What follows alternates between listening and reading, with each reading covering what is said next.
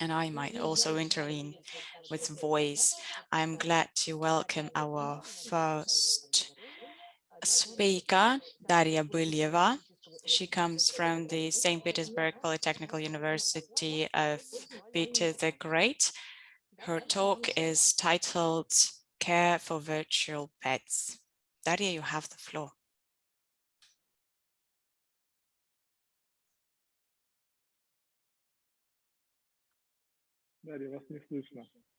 Dar'ja, we can't hear you.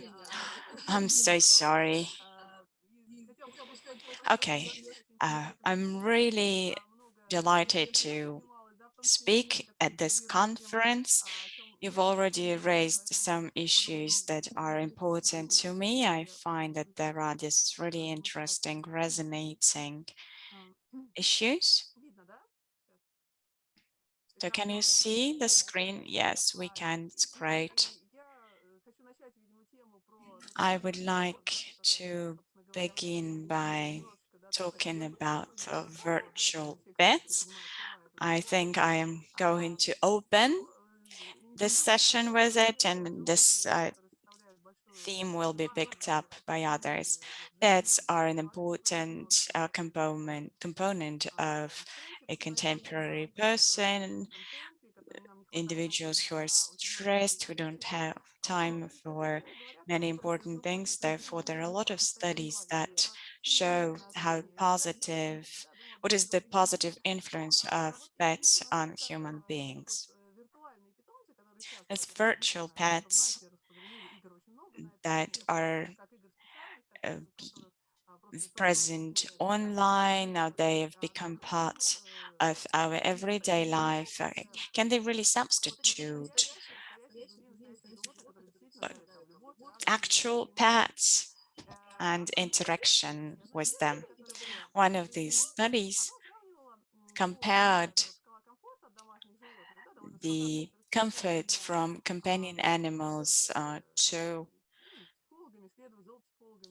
from virtual animals to actual animals. They applied this scale to assessing the comfort from virtual animals. This is the study that was carried out 10 years ago. That was the game that was most realistic, that allowed to take care of a pet. So this comfort scale, you can find the questions that were asked, the main parameters set in this scale. You can find these questions in English on the screen. Since we can say that the comfort scale for virtual pets is less, but it's not so different. For dog owners, the meaning was 39.3, but the virtual owners had about 10–15% points less. So the difference is not such a big one. We all remember Tamagotchi that emerged in the end of the 20th century. It produced a real reaction. It swept people because it was so new, because at that time mobile phones were at a different stage of development. Tamagotchi allowed us to interact all the time. The demand was voiced. The pet claimed its rights, it demanded care, it demanded feedback and reaction. And what happened with Tamagotchi as well, that it could die. It would punish its owner, who wasn't able to take the due care. And that, of course, was absolutely shocking. This feedback provoked some terrible consequences. There were even adults who postponed their meetings, that didn't take their flights just to take care of their Tamagotchi pet. They also neglected some of their obligations as regards study and work. That was a very impressive launch. The first game with pets emerged in 1995. It was called Pets. I am going to give you the precise date so that you know when it all emerged. What happened next? Tamagotchi was very low quality, the same as with pets. And later on, we could see that these animals become more and more realistic. They move, they look like real ones. You can do just so many things with this animal. You can train this animal. You can play with it. You can pet it. You can feed it.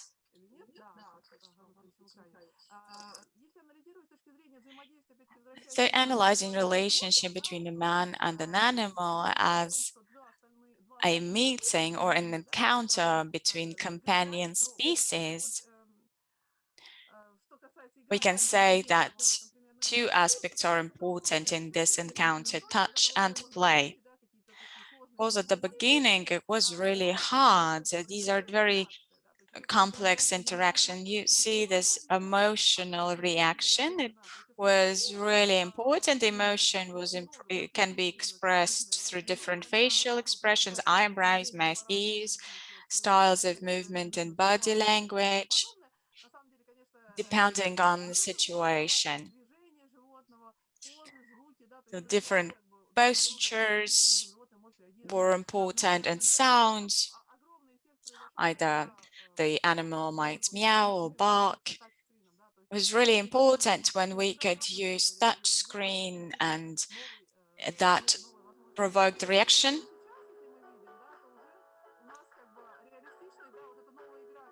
This is the new game that was announced this year. It is utterly realistic. You can't find a big difference between this kind of animals and animals that exist in actual life.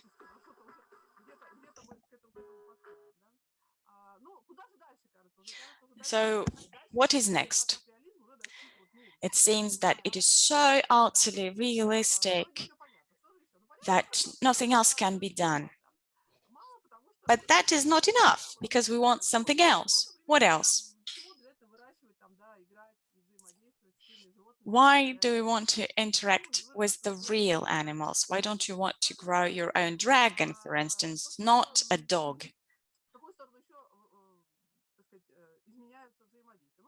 So how does the interaction change? So touch, play, what else? There is also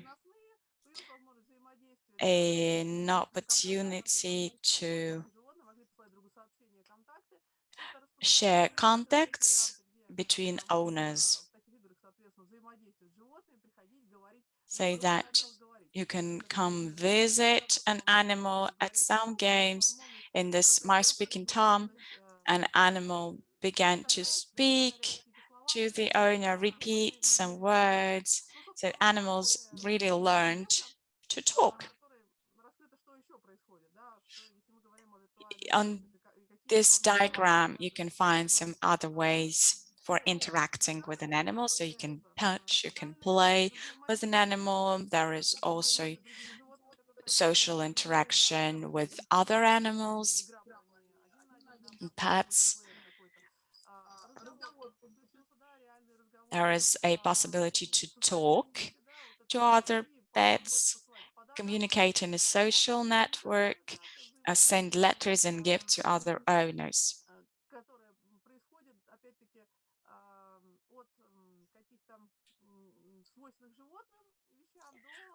There are also ways that animals begin to learn through communication. One more tendency is anthropomorphism besides realism. The Speaking Tone is the game that emerged in 2013, and this is a really anthropomorphic animal. It can wear clothes and it can eat fast food. That, of course, doesn't suit a real pet. The actions that are performed on this pet are the actions that could be performed by an avatar, a human avatar. So you can even put makeup on your pet. It can wear a dress and dance. Yesterday, there was an interesting observation made by one of the speakers by this emotional interaction or empathy, the division between cognitive and emotional empathy. So here, of course, these mechanisms are at play. So how do we proceed from here? We see that there is the virtual pet evolution. Realism is enhanced. There are more and more entertaining activities. You can play with a pet, different computer games. So these are games that are built in. Then we know that there is also anthropomorphism. The pets look like humans, yet we know that they are not humans. And so there is this companion relation. You can still pat your pet though. And what do we see out of all this?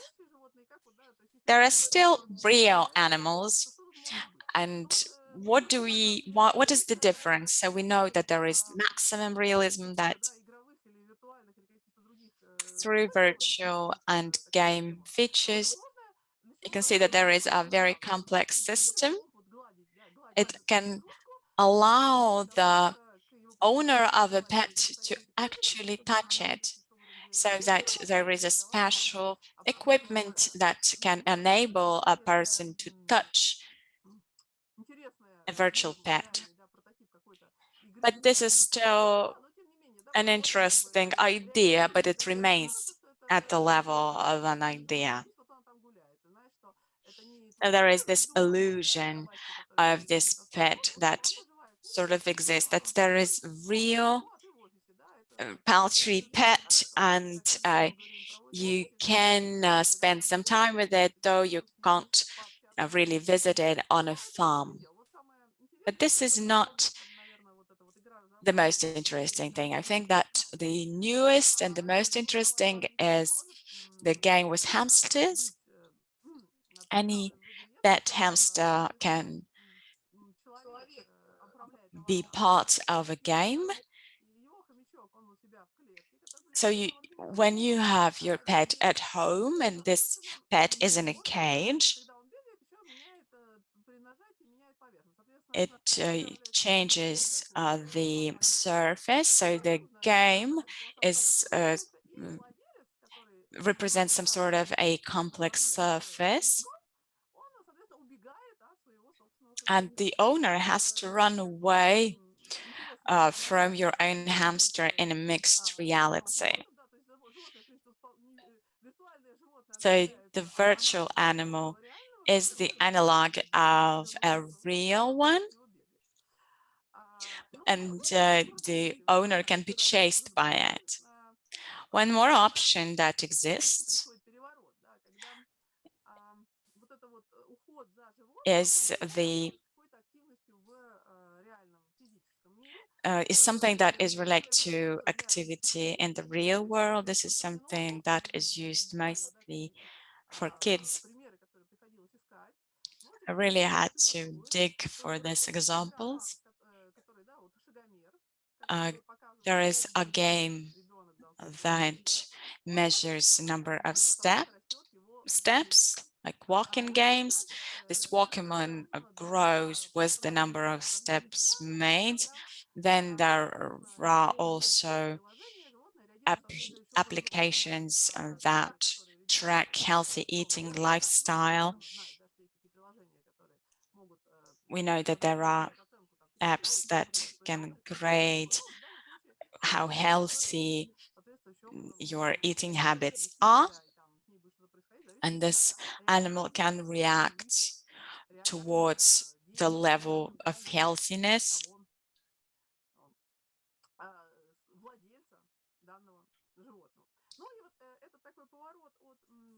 This turn from the virtual world to the real world is the most interesting from my point of view, because it creates a precedent, or sets a precedent,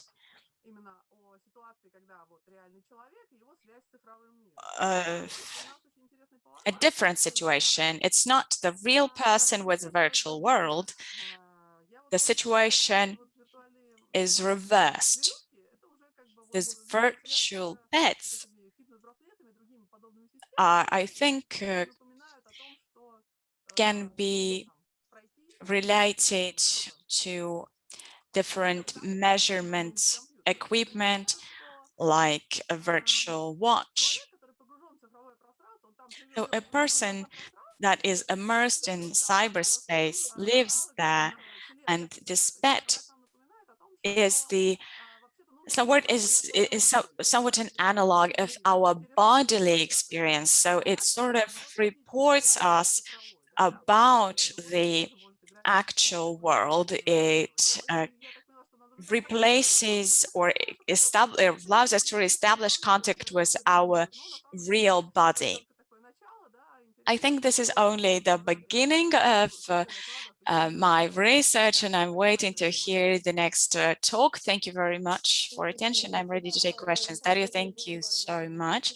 You had, I think, a couple more minutes. I am really astonished by your talk. Dear colleagues, if you'd like to ask questions, please do. Or you can write your questions in the chat.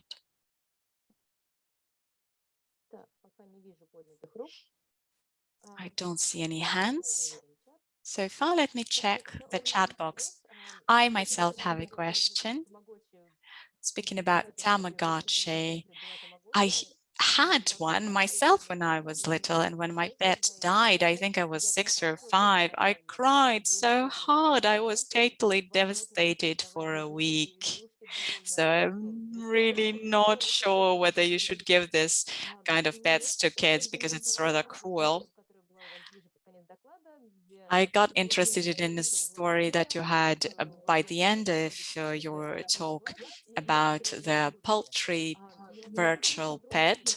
So this virtual chicken, how can that be actually built in the future? Are we talking about some cyberpunk situation? What I've been speaking about, it's a real research.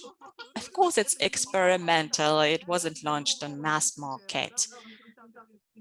That you can there was a link in my presentation. You can find the real article on that.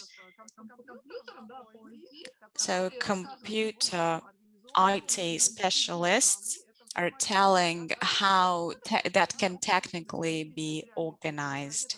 So there were these real chickens that were wearing this sensitive costumes, and their movement could be really tracked in an office, but yet it is no more than a kind of play.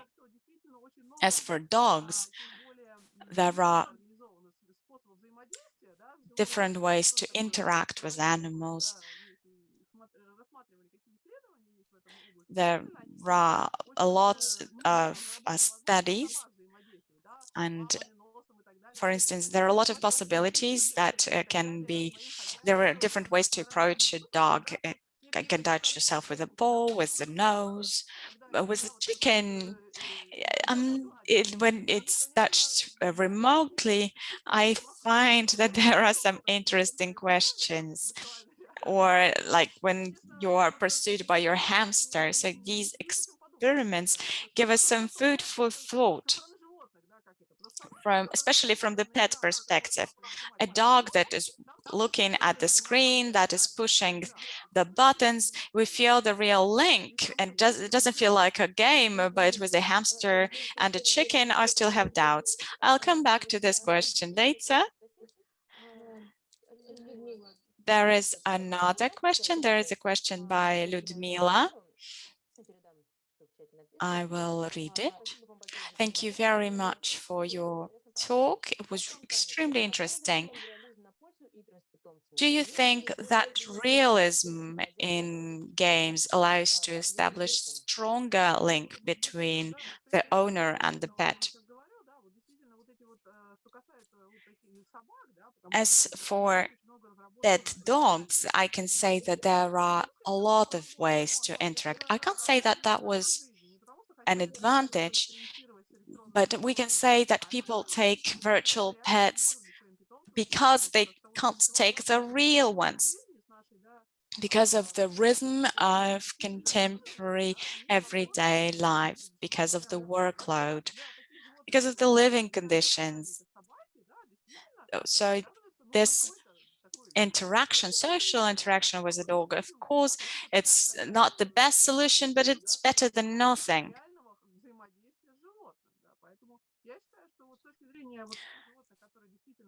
Therefore, animals or pets that can interact with the owner, they can react, they seem to be an interesting project to me, and they allow, as we are interacting with each other remotely right now, so you could interact with your pet remotely.